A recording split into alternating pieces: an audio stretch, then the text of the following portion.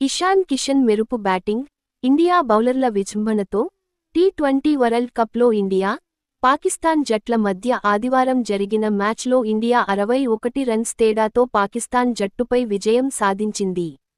ముందుగా బ్యాటింగ్ చేసిన ఇండియా జట్టులో ఇషాన్ కిషన్ 40 బంతుల్లో 77 రన్స్ చేశాడు.